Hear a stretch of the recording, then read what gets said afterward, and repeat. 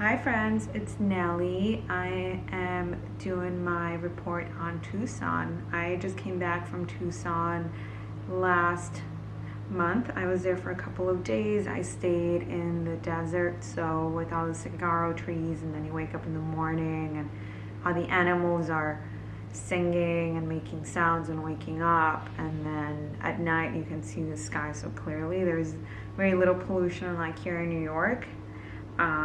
My favorite part of staying there is just how much natural beauty there is, and seeing the saguaro trees is just incredible. Obviously you see all my giant plants here. I got a new birds of paradise and it's even bigger than the one I had before, so I have a new friend here with me. And then why do I go to Tucson? Tucson is the gathering of all of these people who sell gems, who buy gems, and it's just like one of these places where historically, it was a lot of turquoise that comes out of Arizona, and it has a history, and I guess over time it just started to become a bigger and bigger thing. And the main show is the AGTA, that's the American Gem Trade Association, and it brings buyers or sellers from pretty much every corner of the world, and it's very strict to get in, and they have like a whole wait list, and it's very expensive to be a member, or at least to like show in the AGTA Tucson show, just because it's a very high-end show. And then every stone that's there, it's mostly colored stones, so there's some diamonds, but mostly emeralds, rubies, alexandrite, pretty much sapphire, garnets, very, very nice stuff, very nice material. Like people will work all year, to bring all of their finest rough and then gems for the show. And then you have designers and buyers, both large scale and smaller scale, such as myself, go and see what people are bringing in, right? And some of the most beautiful stuff you don't even get to see. It's already been pre-bought or like reserved. So you see a lot of people on private appointments, and you think like bags or watches are exclusive thing about like the finest gems, right? I think sometimes you don't even see it, and it's already bought by like big jewelry house, or sometimes a country. For example, like Dubai is a big buyer of like different gems, right? So if there's someone that knows, okay, this person's gonna buy it, they'll call you first, and you already have that relationship with the dealer. And that's part of the reason I go to Tucson as well, to build those relationships myself with both diamond suppliers and colored stone suppliers. And how long does it go for? It starts in early January or mid-January, and then it goes all the way till pretty much mid-February, so it's about a month long. And then what kind of stuff do they have? They have everything, again, from super high-end at AGTA to other smaller shows carrying more lower-end stuff or more affordable stuff. And also you have to know what you're looking for. If you have a really good eye, you can really spot a good deal. But again, it takes a lot of hunting and looking around and walking around and talking to people. You're almost like price shopping as well, right? You can find a stone here for, let's say, $500, and here you find it for, I don't know, $200. But you have to have that patience and that eye as well, which is where my gemology knowledge really comes in handy. Just knowing what to look for, the cut, right, the color, the depth, the concentration.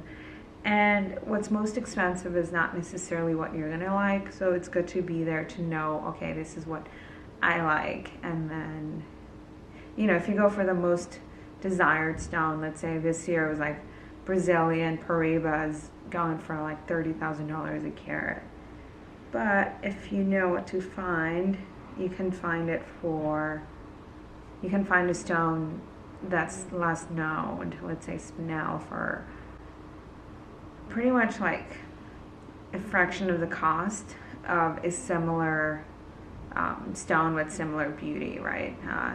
Like ruby and spinel, for example, grow together, but ruby has this historical connotation attached to it and this history, right? As spinel is a newer material, or at least a newer to market. It's not as well known still, so you can still get a pretty good deal.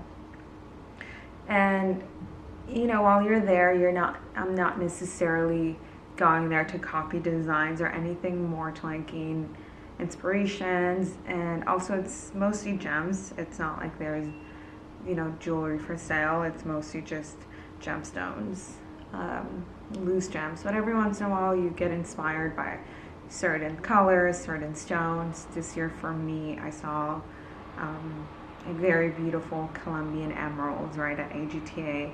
Each one was 10 carats and no oil or minor oil, completely natural, and each one was like just gigantic, right? It's like 20 carats total. And that went for around 120, 130,000. And that's just wholesale price. So, to make a pair of earrings from that, it would be like $250,000. So it's really fun to know like what the room for design is, right? You have the lower end stuff, like let's say a few $100s to a few $1,000s to like $250,000. So it's really fun to play with those materials, and then also build those relationships with the dealers. Like later on, someone might be like, I do want those, I want these like crazy emeralds. Can you make me a pair of earrings? You don't want to be scrambling to find someone who has those emeralds. You kind of want to have those relationships built up. So that's a key part of going to these events. And then, I also went to like a few different social events. I went to the American Gem Society social, so it's like open bar, and then just rent out this space in downtown Tucson. And you just talk to all the different dealers and miners themselves and designers, store owners. So it's incredible just to see the community come together. People come from every corner of the world. I think that's the nature of jewelry. It's not just US. And then I went to just a GIA party, that's the Gemological Institute of America. So I just went to a breakfast. And then the following day I went to a night at the museum, the University of Arizona Museum. It's incredible. Like there was this carpet that completely just made with gems, ruby, sapphire, diamond, and it's just like beautiful, right? Like small, so it's cool to see it, something like that in person, and you're just like taken aback, like wow, someone made this, and now it's just like laying here. It kind of looks a little bit surreal, almost like a picture, but it's real. And then I have my notes on my phone, that's what I'm looking down. But yeah, like I said earlier, they have pretty much everything there from every supplier. Lots of Brazilian suppliers, for example, at the Pueblo show, that's one of the main shows. I bought these like aquamarines that I call like rainbow aquamarines because they have like this glittery effect, so very beautiful. And then I